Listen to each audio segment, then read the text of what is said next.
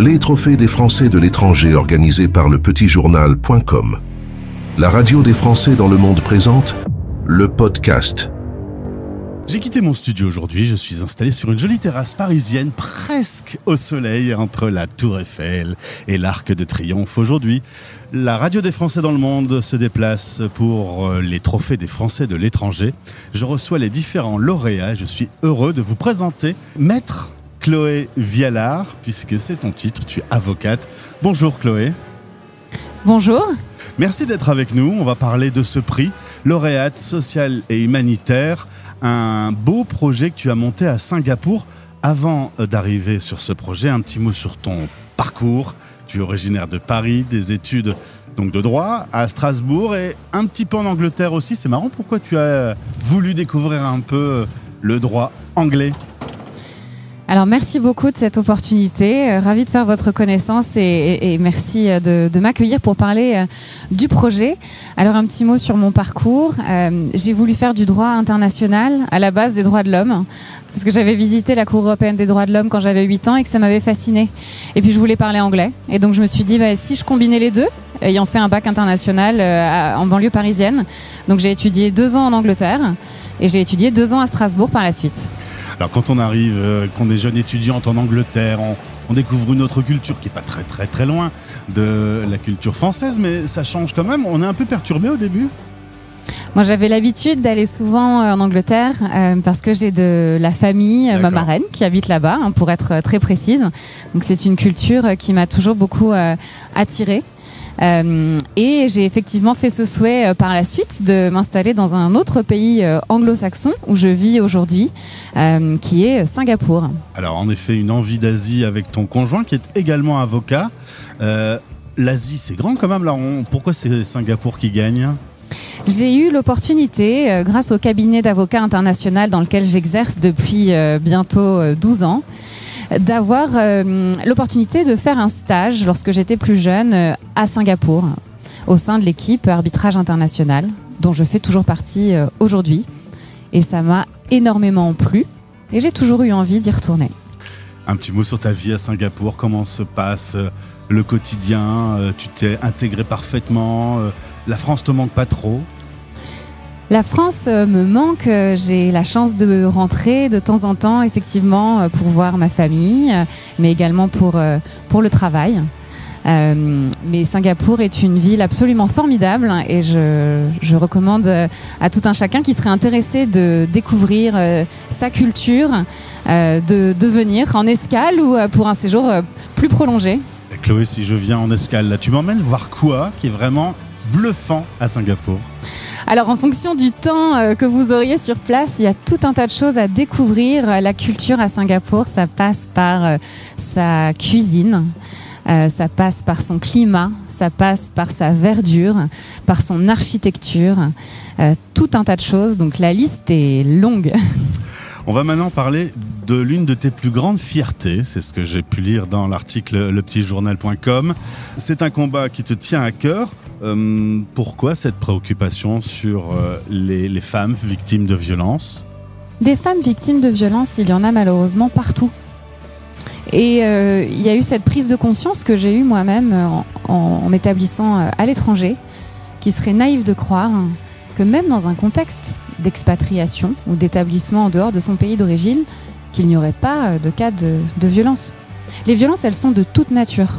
Elles peuvent être verbales, psychologiques, physiques, sexuelles. Elles ont de plus en plus lieu en ligne et à travers des outils numériques. Et lorsque l'on est établi en dehors de son pays d'origine, il peut y avoir aussi un contexte où l'on suit, par exemple, un conjoint ou une conjointe. Il peut y avoir des situations de dépendance à la fois économique et administrative.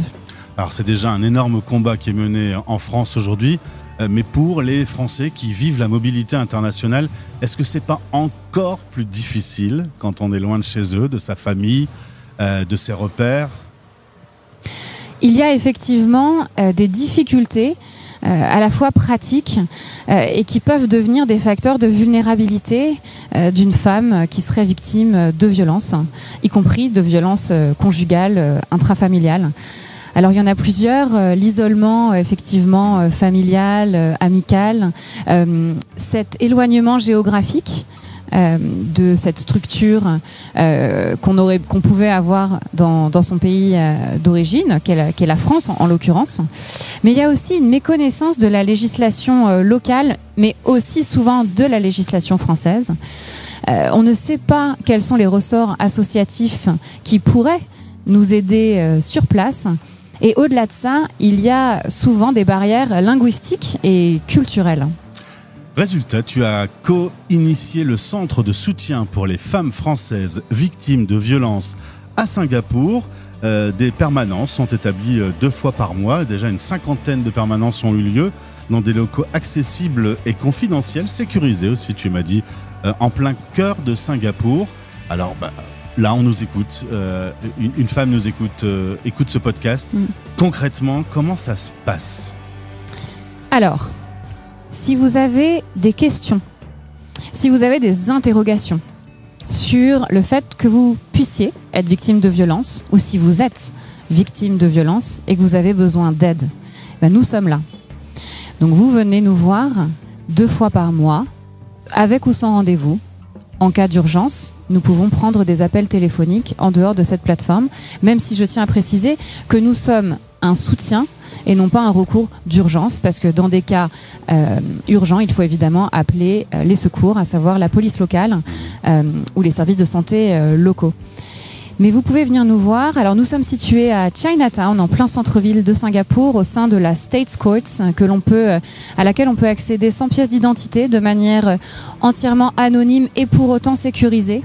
Mais surtout, et c'est important, il n'y a aucune corrélation entre ce lieu et la communauté française établie à Singapour, parce que c'est une communauté qui est plus petite. C'est important pour ces femmes de ne pas pouvoir croiser quelqu'un qu'elles connaîtraient, ne pas avoir à se justifier d'être là, de pouvoir venir libre, de pouvoir échanger avec un avocat ou une avocate bénévole. Nous sommes 8 avocats français bénévoles et qui œuvront sur ce projet. Et la particularité de notre dispositif, qui est unique et très innovant, et je tiens à le souligner parce que c'est la toute première permanence juridique du barreau de Paris en dehors du territoire français. C'est également la toute première permanence juridique étrangère à Singapour. Et qui plus est, nous travaillons main dans la main entre le barreau de Paris et la Law Society of Singapore. Et comment on fait ça ? Pour améliorer l'accès au droit et à l'information. Et concrètement, lorsque vous êtes avec nous, lors de cette permanence, nous avons un avocat singapourien d'astreinte téléphonique qui répond à des questions immédiatement en droit local. Et ça s'avère extrêmement utile.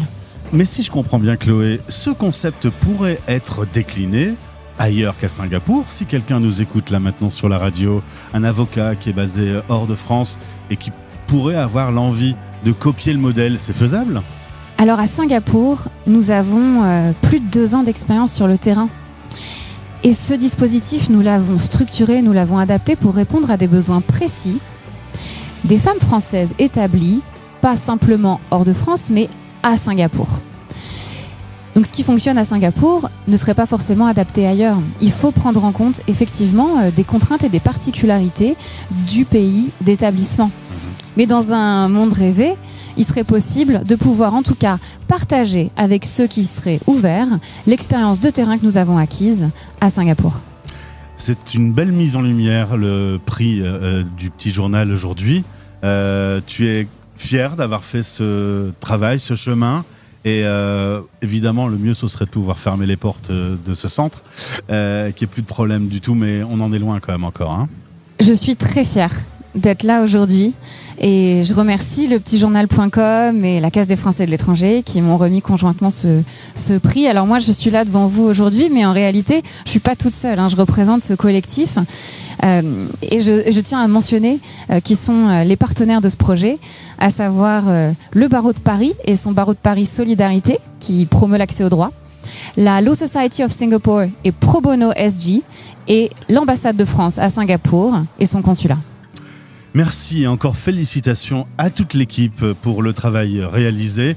Cette mise en lumière va peut-être inspirer et ce serait un plaisir que ça puisse faire des petits en tout cas, vous pouvez en parler avec des personnes qui auraient envie de se lancer comme vous dans le projet. Je vous remercie pour cette opportunité. Au plaisir. Belle journée à Paris. Retrouvez ce podcast sur lepetitjournal.com ou en écoutant la radio des Français dans le monde. Françaisdanslemonde.fr